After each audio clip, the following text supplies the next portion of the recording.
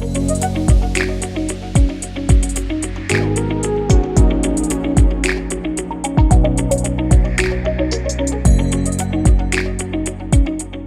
many patients do you think in the U.S. suffer with rosacea? Well, I think it's a lot more common than what people think. And so I'm gonna say like... He cheated. No doubt he cheated. It can last for days or even weeks. Yeah, I don't really have that problem flushing with exercise. I have that problem flushing with wine. Yeah.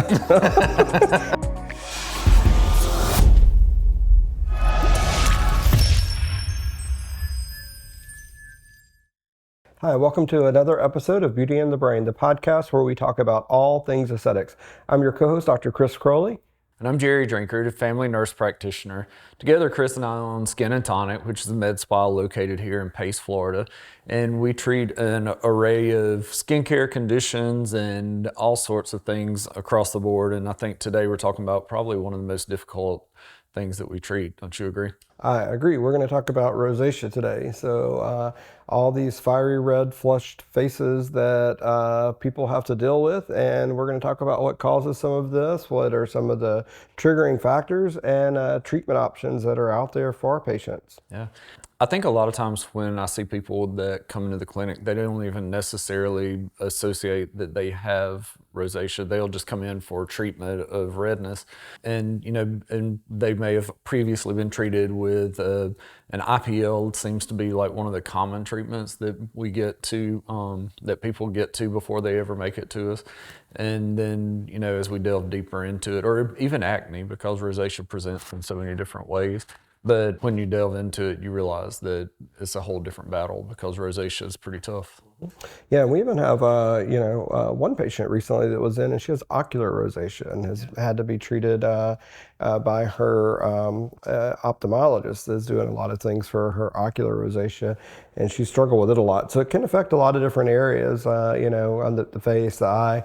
But I would say the most common thing is just a general flushing or a general redness that the patients complain about that seems to get worse with certain triggering factors.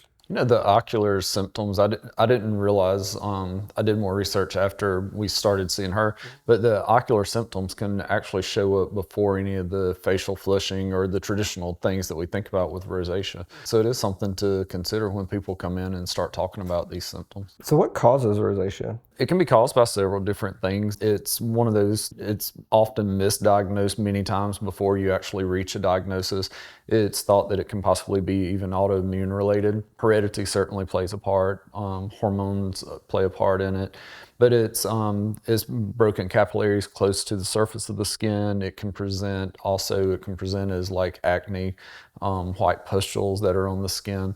But as far as like being able to pinpoint what that particular cause, and most people you can't. It's a game of let's rule things out to get to a diagnosis. So we have a few treatment options available, in the office that we can do. We also have home care treatments that patients can go on. But before we even get to treatment options, are there things that patients can do at home to minimize rosacea symptoms? Yeah, there are triggers a lot of times that are identified by patients. I usually ask patients, do you get red when you drink wine? That's something that's very common. Do you get flushed when you eat spicy food? Do you stay flush after an exercise for extended periods of time? Do you get flushed when you get stressed? Do you get flushed after warm showers and for extended periods of time? And so all of these are things that can be indications that rosacea may be the problem that we're about to battle. So, because really these are just like dilated capillaries is kind of the underlying cause that can then get worse or progress over time. Right, and the things that I just mentioned are things that worsen that. But, you know, where you and I, we may exercise and have that red flushness that dissipates over the course of the next hour. Someone with rosacea, that's not the case. It can last, it can last for days or even weeks. Yeah, I don't really have that problem flushing with exercise. I have that problem flushing with wine. Yeah. I don't have that problem because I don't exercise. So I avoid that. I have that problem because I like wine. So there are things that And I do like spicy food. and spicy food. There you go.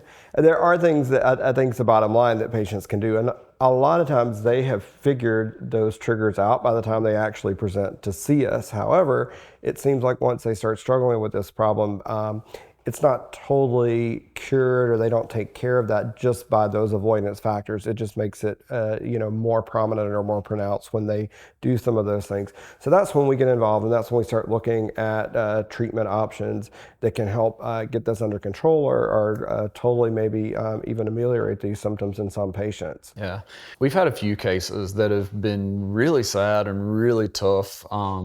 And had one in particular, and honestly didn't know what she thought. It was hormonal, just because she was around her early 40s when it started. A friend of ours, and she presented with acne, and so she came to me for acne treatment. And within 2 weeks, it went from being just a small acne flare up to her entire face was covered with this. The whole texture of her skin changed, especially the skin texture on her nose changed. So being untreated or misdiagnosed, it can really take off and get out of control pretty quickly. So she was started on some antibiotic therapy prior to not knowing what it was, and then we did some laser treatment. We have fortunate enough in our office to have the Aerolase Neo, which has an FDA approval for treatment of rosacea. And so we have that. There are lots of cosmeceuticals out there as well that can treat some of the symptoms, but that doesn't treat the underlying issue. Yeah, so the laser really addresses those underlying issues. It really helps obliterate more or less those blood vessels. And so for people who aren't familiar, the different lasers target different things in the skin. And one of the problems with this, if we talk about blood vessels, in those blood vessels is hemoglobin. And that's what gives it that color. That's what circulates around. The oxygen carries it around in our blood. And with this particular device you're talking about, the Aerolase Neo, it's a really short pulse length, but it delivers a lot of heat that goes in and targets those molecules. And by heating it up, it'll cause those vessels to eventually collapse. So you no longer have that dilated blood vessel and have that redness associated with it. So, we can use it to treat rosacea, where people think just like a general pinkness or redness or flushing that they get in their face, but it's also really good to treat those tiny little capillaries that people get that kind of break around their nose, or the corners of their nose, or right in the middle from maybe prior trauma. So it's a good treatment option for that reason.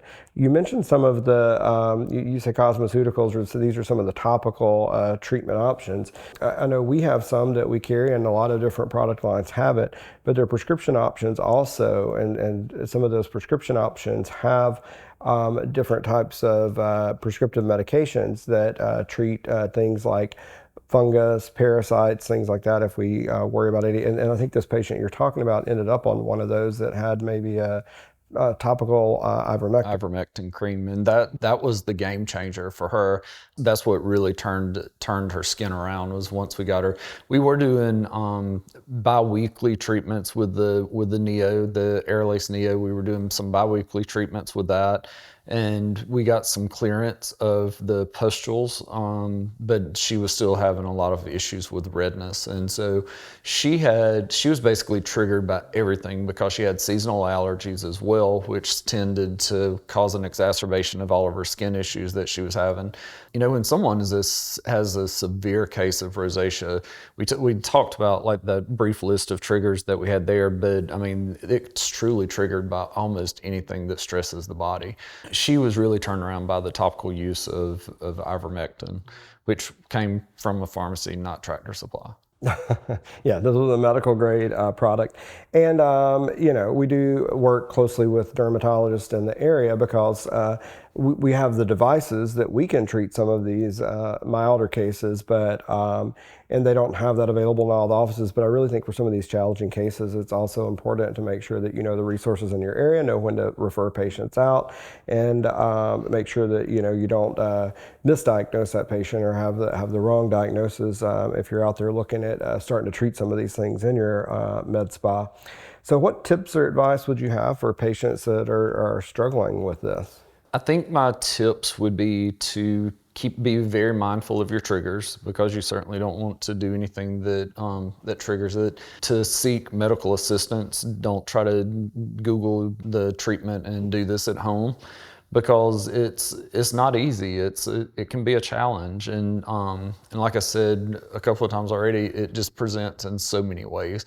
So if you're having problems, then seek the medical advice of a professional that's familiar with this.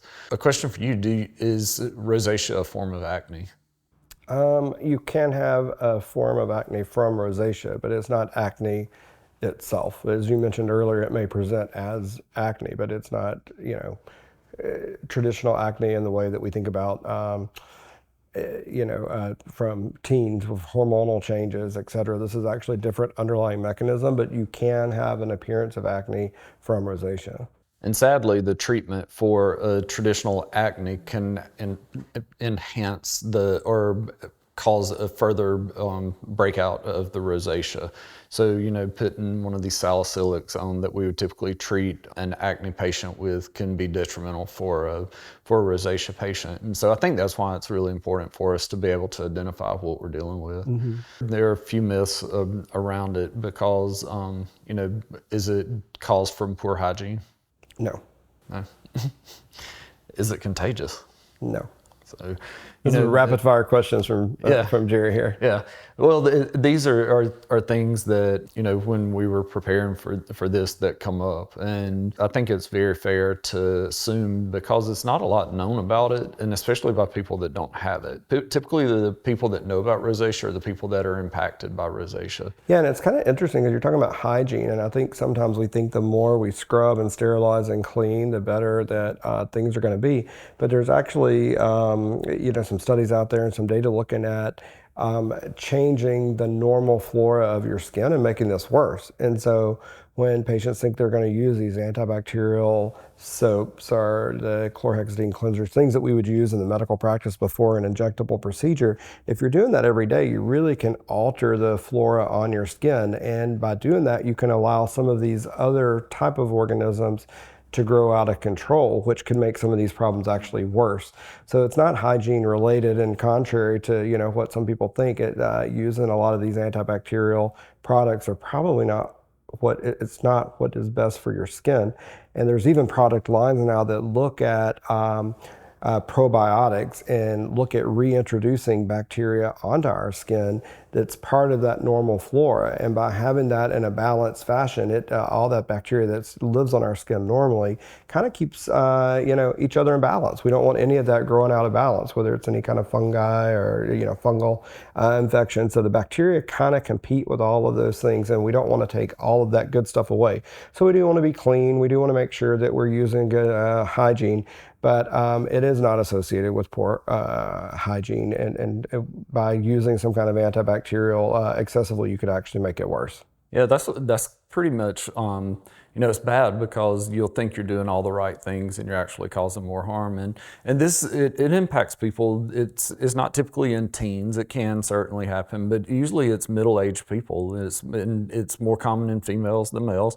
Like that 30 to 50-year-old range, more fair-skinned people are impacted by it more so than darker-skinned people. If you start having these problems and you start using all these different products and antiseptics and antibacterial soaps, you can actually cause it to get even worse. And so, that's one of those things that it's a kind of a catch-22. Like, what do you do? One thing we haven't talked about is sun exposure, a trigger. I don't know the answer to that.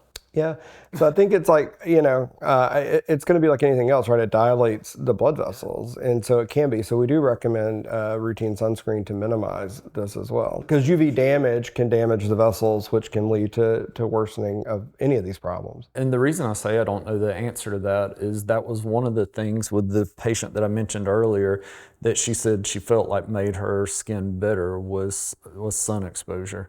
And so, or UV exposure. She was actually using a Tanamid that, because she thought that it helped her skin to clear. People truly do grasp at straws when they're faced with this, and it's something that's tough. It's just hard. All right. Anything else? Any final words you want to add before we close out this episode? I think the main thing is if you're having problems or experiencing any of the symptoms that we mentioned, to seek medical attention, because chances are that we've seen this before and we can probably help you without you having to go through some of the things that you do on your own at home.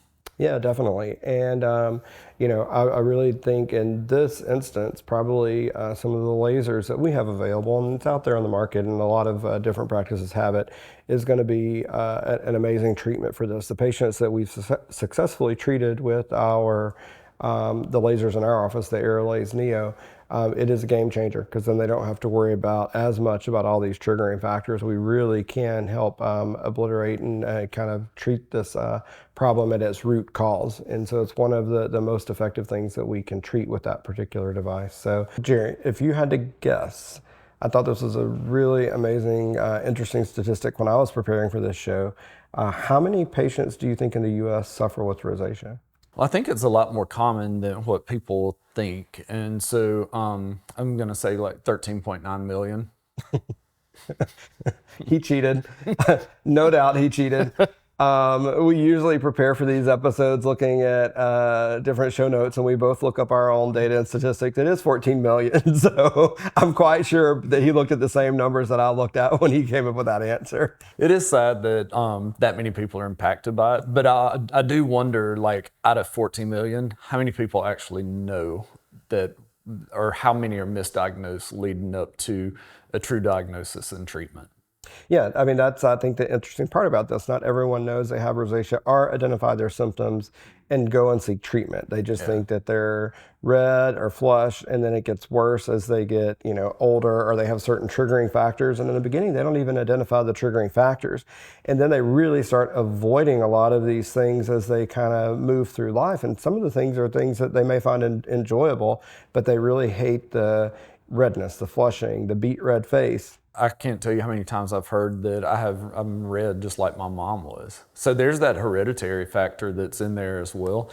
And you don't realize, well, mom's ass had rosacea too. Like, let's treat it. So I do think that it's misdiagnosed a lot. And a lot of times people just deal with it. They just live with it. I think that's it. I think more people just live with it and they don't even know that it's a problem. And they certainly don't know that there's easy treatments out there that we can, I wouldn't say easy, like any of these things they're a little bit of a process to deal with, but they're options for sure.